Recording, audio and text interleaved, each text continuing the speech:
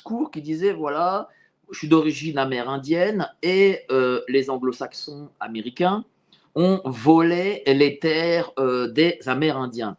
Je t'avais dit que l'histoire se répète, c'est qu'ils veulent, parce qu'ils savent que la terre que vous possédez, déjà c'est un enracinement, première des choses, vous êtes déjà enraciné, et deuxième des choses, ce sont des terres qui ont des valeurs, et ils veulent les voler, et ils trouveront tous les moyens pour les voler. Et là, ça a été la...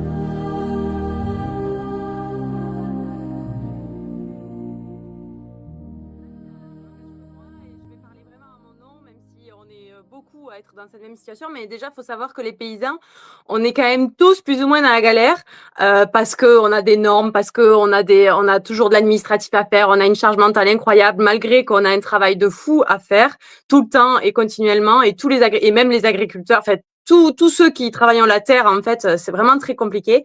Mais c'est vrai que moi, j'ai été un petit peu plus dans le viseur que d'autres parce que j'ai eu le culot et le toupet d'ouvrir ma bouche et de dire que j'étais pas contente et de m'opposer. Déjà, en vrai, ça commençait déjà, même quand je commençais à parler sur les réseaux sociaux. Et juste à parler et à dire ce que j'étais en train de penser. J'avais déjà pas mal de petits trucs, d'appels, de pression un peu à me dire qu'il fallait que je me taise, sinon on allait faire fermer mon resto. De la part de qui, la pression? Voilà, c'est vrai que bon, je vais essayer d'être le plus clair possible, mais sans me mettre en danger. Et en fait, donc avant même que tout ça se passe, j'avais quand même déjà pas mal de trucs parce que je parlais de la paysannerie, je parlais de la MSA, de la SAFER, donc forcément ça remue un peu. Puis j'avais de plus en plus de gens qui me suivaient. Et en fait, à Mouriscou, je me suis clairement interposée entre la police et les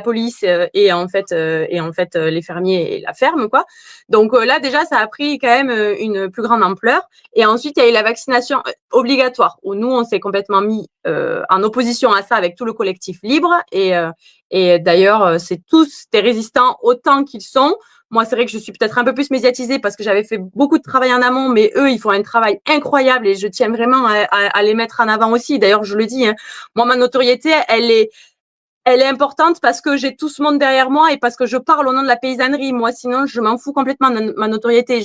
Et c'est d'ailleurs pour ça qu'ils n'ont pas vraiment d'emprise sur moi parce que j'en ai rien à faire. Ils peuvent me salir, ils peuvent faire ce qu'ils veulent, ils peuvent aller voir derrière dans mon passé. J'en ai vraiment rien à faire. J'avais fait une cagnotte où j'avais dit, ben voilà, cet argent-là, il servira pour aider les paysans et tous ceux qui luttent en fait dans cette histoire. Et même, en fait, moi-même, j'ai une association. Ça fait 5 ans qu'on l'a avec Manu. Enfin, ça fait même plus que ça, mais ça fait 5 ans qu'on l'utilise vraiment pour aider les paysans. Et donc, du coup, je récoltais déjà des fonds pour aider. Et on a aidé une cinquantaine, voire centaine de paysans à tout le temps, en fait, même avec nos propres deniers, même quand nous, c'était Et donc, difficile. toi, parce que voilà, tu refuses la vaccination de tes bêtes, eh bien, là, l'État s'acharne sur toi, te bloque Donc, tes du coup, comptes, attends, ma première cagnotte. te fait des redressements, c'est ça? Ma première cagnotte, déjà. Donc ça, c'est ma première cagnotte avec ce tableau. Et donc du coup, ils me disent, ben en fait, il y avait une personne qui allait être tirée au sort et qui allait gagner ce tableau, qui en fait n'a qu'une valeur symbolique. Mais sauf que eux, ils ont dit que c'était des jeux d'argent. Et donc du coup, ils ont bloqué la cagnotte. Et le plus fou, c'est qu'ils l'ont récupéré eux au service des impôts. C'est-à-dire que là, il n'y a plus l'argent. Même à Litchi, on l'a vu avec la retraite. Attends. Ils Là, ont saisi la cagnotte. Ça veut dire que il y a une cagnotte. Tu ouvres une cagnotte qui est pour les paysans. Voilà, pour les paysans. Donc ça veut bien dire les intentions de l'État derrière, parce que cette cagnotte-là était même pas pour moi. Dans la cagnotte. C'est ça, exactement, oui. En prétextant que c'était des jeux d'argent, parce qu'en fait j'allais faire gagner un tableau qui n'a absolument pas de valeur. Enfin, je veux dire, à part la valeur symbolique, je suis pas Picasso. Voilà, à moins qu'ils pensent que mon tableau vaut des milliers. Et là, du coup, dans ces cas-là, effectivement. Mais sinon, oui. Pourquoi les gens comprennent, on met la cagnotte de côté. Il y a aussi les services de l'État qui te bloquent tes comptes bancaires, Attends, j'en arrive. URSSAF, etc. Vas-y. En fait, du coup, au même moment, dans la même semaine qui suit cette cagnotte qui est bloquée, on regarde nos comptes avec Manu et là, on voit que tous nos comptes sont à zéro. Et là, j'ai dit, attends, il y a quand même un problème. Donc, je téléphone à la banque, etc. En fait, ce qui s'est passé, c'est que il y a 5 ans, moi, j'étais conjointe collaboratrice avec Manu. Et en fait, l'URSSAF avait envie que je sois à l'URSSAF. Sauf que je leur ai dit, je ne suis pas à l'URSSAF, je suis à la MSA. J'ai toujours été à la MSA, je suis agricultrice, donc je suis à la MSA, il n'y a pas d'URSSAF. Cette affaire a été classée sans suite, Mike. Et quand on est allé voir l'URSSAF, ils me l'ont bien dit. Quand ils ont regardé sur leur ordinateur, ils ont dit, ben oui, c'est classé sans suite, je comprends pas. Et en fait, c'est revenu au galop d'une dette de 3 000 euros, du coup, qui sort de nulle part parce que je ne suis pas à l'URSSAF et que je suis à la MSA. Et ça leur a permis de saisir absolument la totalité de mes comptes qui étaient à leur hache de quand ils ont saisi de 21 000 euros. Donc, en fait, ils ont mis 20 000 euros de côté. Et là, à l'heure actuelle, la dernière fois que je suis allée voir sur mon compte en banque, c'était toujours à zéro. Donc là, en fait, ils s'en sont pris à moi personnellement parce que du côté, heureusement, de Manu, de l'entreprise de Manu, ça n'avait pas été pris. Mais moi, tous les comptes, le compte qu'on avait en commun avec Manu et mon compte de mon entreprise, à zéro.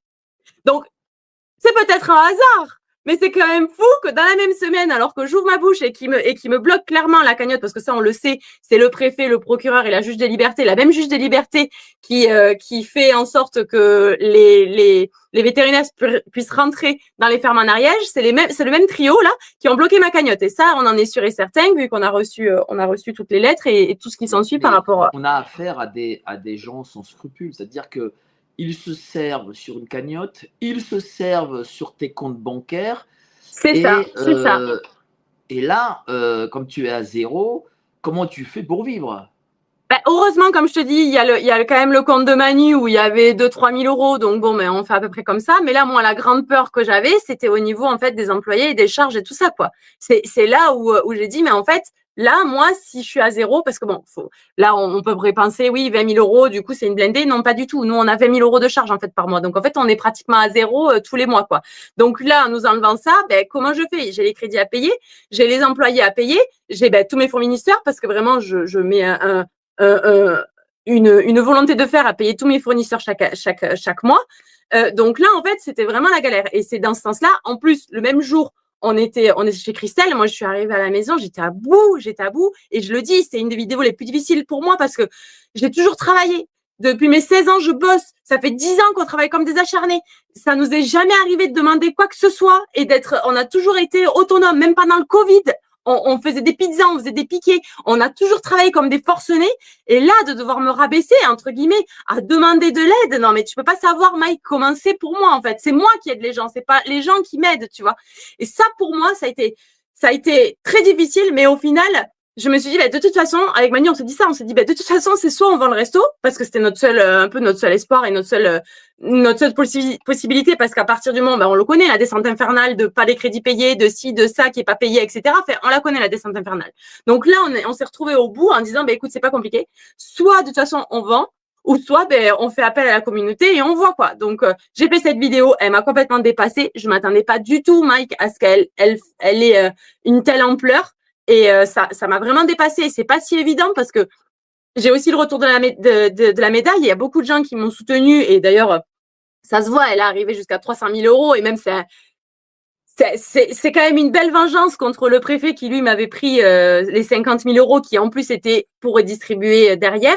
Et d'ailleurs, si jamais il regarde cette vidéo, parce qu'apparemment, il regarde beaucoup ce que je fais, moi, je m'engage, la première cagnotte, s'il la débloque, à ne me toucher rien du tout, 0 euros, et que tout reparte pour des cagnottes d'agriculteurs qui sont en difficulté. Donc, je le dis aussi aux auditeurs, et de toute façon, on va faire un plan à un moment donné légal, bien entendu, pour récupérer cet argent.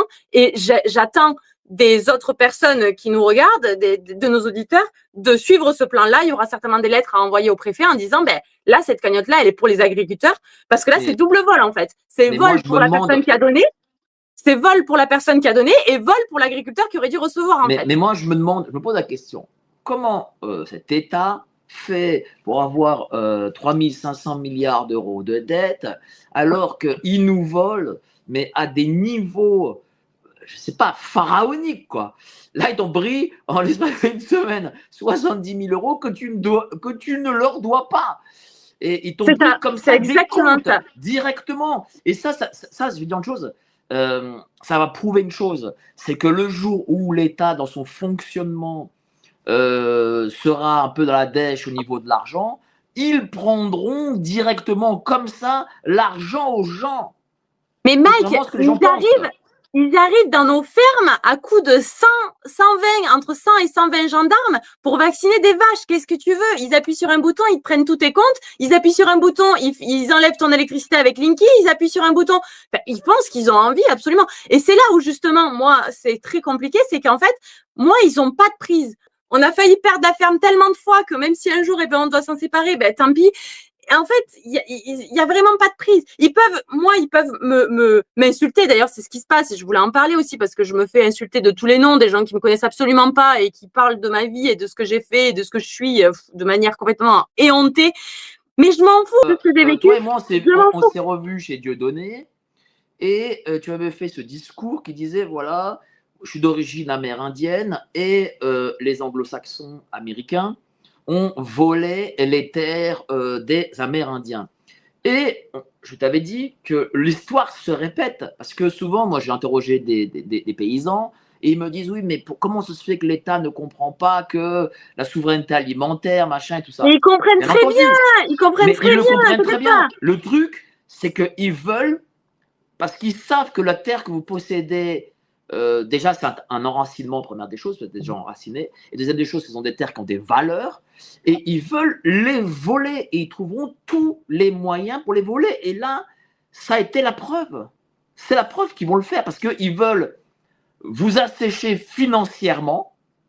Et donc, du coup, vous obliger au final à vendre. Et quand vous ce que je ne veux pas vraiment. C'est pour ça qu'il faut aider Kyria. Il faut l'aider sur la canette et tout, parce qu'il ne faut surtout pas qu'il vende. Parce que lorsque vous serez dans l'obligation, si vous êtes dans l'obligation de vendre, ils feront tout pour que vous vendiez pour 10 francs 6 sous. Tu vois ce que je veux dire? Complètement. Parce Quand on que est acculé de ce dette, sont des criminels. Ces on gens-là vend sont rien. des Mais oui, mais criminels. bien sûr, bien sûr. Et puis là, en plus, ça nous touche à nous, bien entendu, mais déjà, des histoires comme ça, il y en a partout. Je veux dire, je suis pas la seule et je serai pas la seule et c'est ça aussi que les gens doivent comprendre. Et comme j'ai dit au début, moi, je parle aussi et surtout pour tous les paysans et tous les gardiens du vivant. Ce mot-là m'est vraiment très cher et je continuerai à le dire.